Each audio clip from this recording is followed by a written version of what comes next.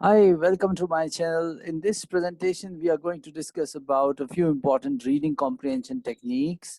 And this is one academic passage from reading comprehension test of book 9, test 1. Although the passage is from the academic test, the techniques that we are going to discuss are equally important for people taking the general test as well. So we are going to study a few important techniques which would be applicable for all the people who are taking the IELTS test in particular, and those who want to enhance their reading comprehension skills for whatever test they are preparing for.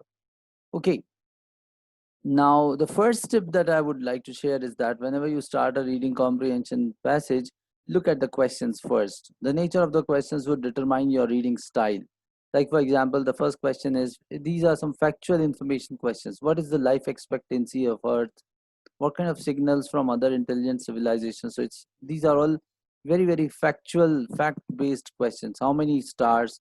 So we are supposed to give some numbers or the type of signal. So all these are factual information questions, which means we'll read the paragraph very carefully, and we'll kind of uh, keep a tab in our mind about these questions. Then comes read true false not given questions. So here we have to find out whether the statement is true or false about it. So again, this is factual information. And at the beginning of the test, we see some questions related to giving the headings as well. So whenever you get this kind of question where you are supposed to give headings, it is important for you to do combing, which means you can read one paragraph at a time and try to get the idea of it.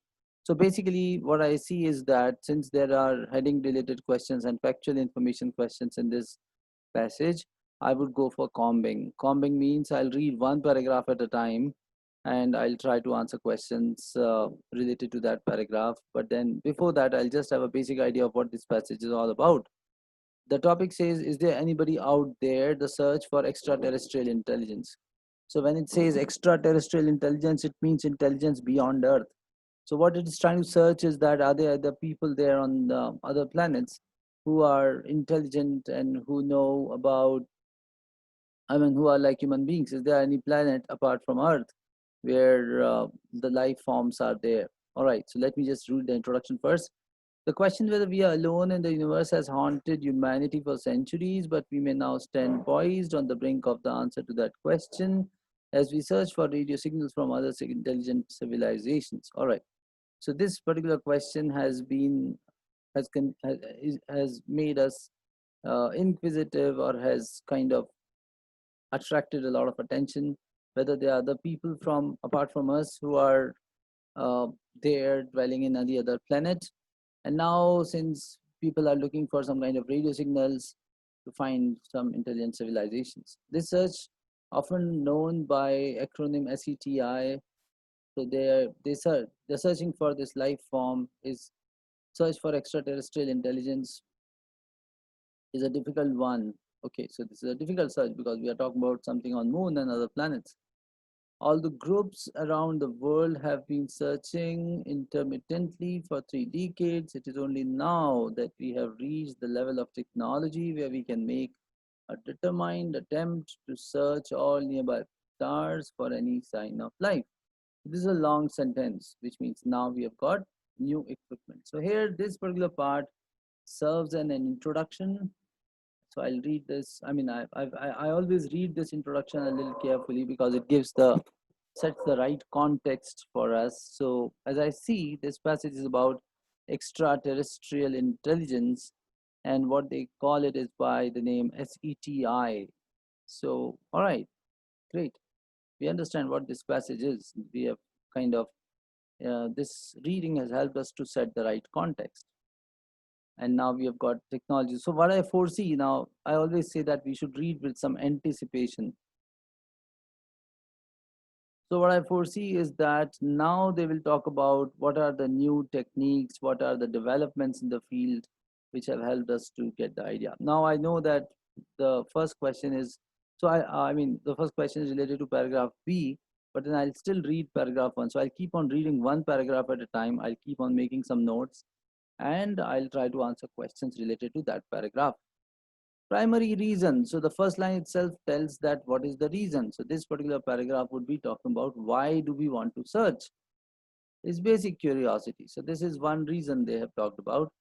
Same curiosity that natural world derives, da da da. We want to know. So want to know. Are we alone? We want to know whether life evolves this or whether there are other forms apart from Earth. The simple detection of a radio signal will be sufficient for this. So basically, we are curious. We want to know. There are lots of things that we want to know. That is why we are searching. So basically, it's talking about reasons. This is always called as a theme sentence. So here it says that we want to know what is the reason. The simple detection of radio signals will be sufficient to answer this basic of all questions, whether there is life at other planets or not. In this sense, this thing is another cog in the machinery of pure science, which is continually pushing out the horizon of our knowledge. This is quite a metaphoric sentence. So SETI is just like any other science where the quest for exploration drives us to know about various things. So it's like that. It's falling in that realm of knowledge where, or realm of our endeavors where we try to know about new things. So there's nothing new is what they're trying to say. We always want to know about how our body functions, how universe functions, and so on and so forth. Then there is a contradiction. It says however. So whenever you find these kind of words, you have to slow down and understand what is going on. There are other reasons. Okay, so there are other reasons. This was the primary reason, and there are other reasons. So what are the other reasons? For example, we had civilization on Earth for perhaps only a few thousand years, and the threats of nuclear war and all this have told us that our survival may be tenuous. So this is survival. So it's talking about survival now. This is now one thing. We will we last another these many years? Since the lifetime of a planet like ours is several billion years, so this is the lifetime of our planet, which means this is the age of any planet. I mean, the lifetime. How long does it live? We can expect that if other civilizations do survive in our galaxy, their ages will range from several billion, 0 to several billion years. So, okay, fine. So, how much are we going to survive is the new question. So, one was like we want to simply know. Second is it is also about the question of survival. Since there are other planets which are surviving, we can have a clue of how long we are going to survive. So if we find out some civilizations in the galaxy, they will be able to tell us the story. Thus, any other civilization that we hear from is likely to be far older on average than ours. So we can have some older brother and we can use his experience. Thus, any other civilization that we hear is likely to be far older, all right. The mere existence of such a line will tell us that long-term survival is possible. Okay, so this is one big question. How long are we going to survive? We can know this by studying other planets. So it is even possible that older civilizations may pass on their benefits. So they can give us some knowledge of experience and whatever nuclear war and global pollution and all this. So we can get answers to some questions that we have. All right, so this particular passage talks about why. Why do we want to study other planets? So one is that we are curious, and second is the question of survival. So I'll say curiosity, or I'll write it here. We are curious and we want to survive. That is why it is. All right, fine. Now let me find out which answers can I get by reading this. What is life expectancy of Earth?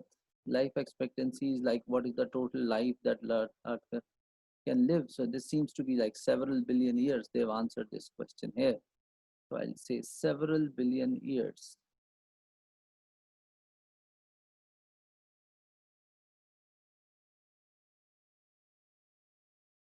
What kind of signals from other intelligent civilization are SETI scientists searching for? As I saw in the first introduction also, they said radio signals, and here also they talked about radio signals. Here it is. The simple detection of radio signal will be sufficient. So what type of signal? Radio signal. So good, I've got two answers from the first paragraph itself. How many stars in the world most powerful radio telescope? So most powerful radio telescope is not yet discussed. So I'll not go for it because they have not talked about any kind of radio telescope. They were simply talking about reasons why all these planets survive.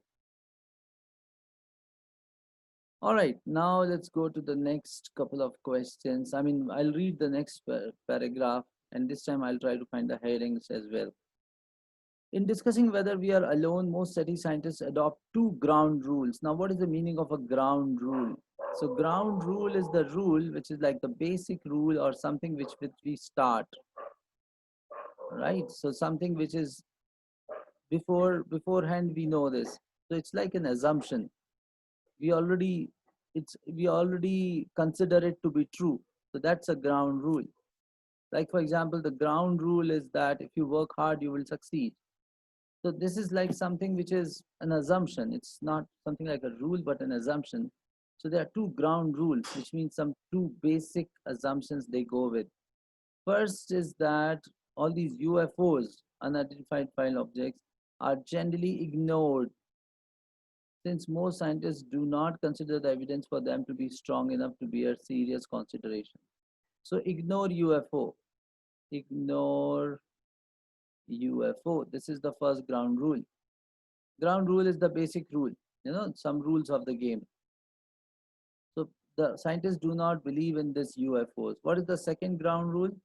Second, we make a very conservative assumption. All right, so it's a conservative, they themselves are calling it as assumption, as you can see here. So ground rules means assumption that we are looking for a life form that is pretty well like us matlab hamare jaisa. So something similar to us. So first is ignore UFO, and second is look for something which is similar to human beings. I'll say similar to human beings. Since it differs radically from us, we may not recognize it as a life form. If it is very different from us, let's say it looks like this glass, then you would not know that whether it is a living thing or a dead thing. So it has to look like me in order to identify something as a living thing. So it would have a mouse, it would have a face. The way Jadoo was there in that movie. What movie was that? Krish 3 or Krish 1, I think. Whatever the movie. So it was Koi Mil Gaya, I think. I don't know what it was. The point is like it was more like, yeah, it would look like human being. So this is the second assumption. Because if it is different, then we will not be able to identify it. In other words, which means they are explaining it. So this is like, in other words, life form we are looking for will have two green heads, 7 fingers, but will nevertheless resemble us. So it will be like us. It will resemble us, is what they are saying.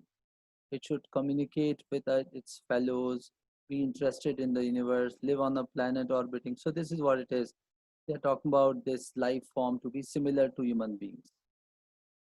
So similar to us. These are the two assumptions. Now, if I go to the first set, seeking transmission, appropriate response was distance, assumption underlying the search. So this is the one which is the right one as I look at it.